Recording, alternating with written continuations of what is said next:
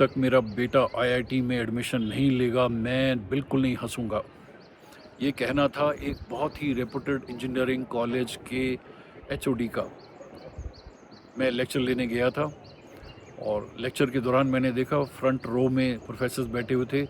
सब अच्छे से एंजॉय कर रहे थे, हम लोग डिस्कस कर रहे थे करियर को लेके, रिलेशनशिप को लेकर के। क्वेश्चन पूछे जा रहे थे, जवाब दिए जा रहे थे, लेकिन एक श्रीमान जी बहुत ही स्ट्रिक्ट होकर के बैठे हुए थे।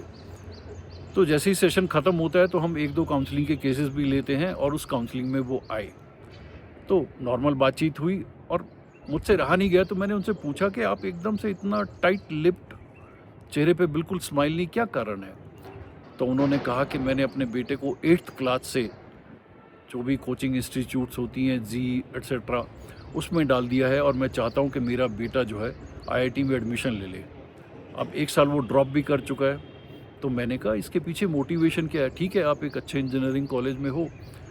कहता मेरा जो चपरासी है, जो मेरी देखभाल करता है, उसका बेटा भी आईआईटी कर रहा है।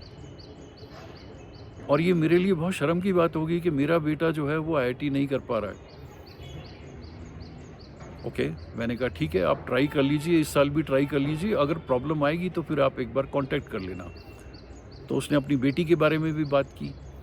कहती देखो, कहता कि देखो मैं प्रोफेसर हूँ, मेरी वाइफ भी यहाँ प्रोफेसर है। हम चाहते हैं कि मेरा बेटा इंजीनियरिंग में आईआईटी में आ जाए और मेरी बेटी जो है वो मेडिसिन में एमबीबीएस डॉक्टर बने, बहुत अच्छे मेडिकल कॉलेज से।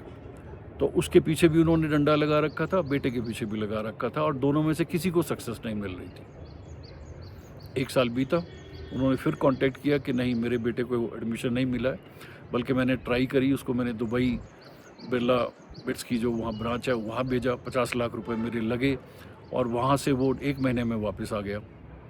फिर कहता मेरे जानने वाले लोग थे थापर में, पटियाला में, तो मैंने वहाँ उनको भेजा बेटे को, वहाँ पर भी 1-1.5 महीने के बाद वो वापस आ गया। और अब मुझे समझ नहीं आ रहा है मैं क्या करूँ। हमारी जो ज़िंदगी है वो बहुत ही अनकम्फर्टेबल हो गई है।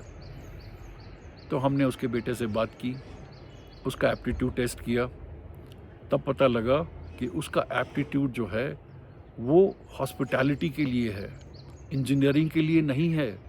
वो मशीनों के साथ काम करने के लिए नहीं बना है, वो लोगों के साथ काम करने के लिए बना है। उसके एप्टीट्यूड में ये बात क्लियर निकल के आ गई थी कि he should be working with people, लोगों के लिए काम करे, उनकी बेटरमेंट के लिए काम करे, और लोगों के लिए जब वो उनकी बेटरमेंट के लिए काम करता है वहाँ से वो पैसे कमाए। किसी तरीके से उस प्रोफेसर साहब को समझाया गया, बच्चे को भी बताया गया, और उसको फिर एक बहुत अच्छे होटल मैनेजमेंट के कॉलेज में एडमिशन करवाया गया।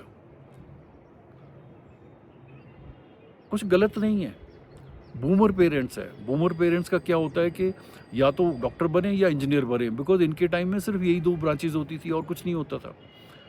और इनको लगता है कि अगर डॉक्टर या इंजीनियर नहीं बनेगा तो इसका मतलब ये निकम्मा है, ये तो किसी काम का ही नहीं है। आज वो लड़का सिंगापुर में एक बहुत अच्छी हॉस्पिटैलिटी कंपनी में वाइस प्रेसिडेंट है। ओके, कोशिश करो ज़िंदगी में जिस भी करियर में आपको जाना है, एप्टीट्यूड टेस्ट करवाओ और उसके बाद में फिर अपने करियर का डिसीजन लो। नहीं तो करियर का डिसीजन किस बेस पे लेते हैं? मे बी खानदान में सब इंजीनियर बन रहे हैं तो सबको लगता है चलो हम भी इंजीनियर बनेंगे। आईटी में जा रहे हैं तो हाँ हम भी आईटी में जाएंगे, या डॉक्टर बन रहे हैं तो डॉक्टर बनेंगे, या आजकल बहुत ये चला होता है कि मार्केट में इस चीज़ की बहुत वैल्यू है। Okay, do not go what is in trend, find out your own potential and then go for that. इससे क्या हो जाएगा, एक तो आपको वो एडमिशन टेस्ट करने में ज़्यादा प्रॉब्लम नहीं आएगी, वो काम सीखने में प्रॉब्लम नहीं आएगी, और बहुत अच्छे से जो है आप उस फील्ड में अच्छा करोगे। ये मत सोचो कि अगर आप इंजीनियर नहीं बने तो आप किसी काम के नहीं हो।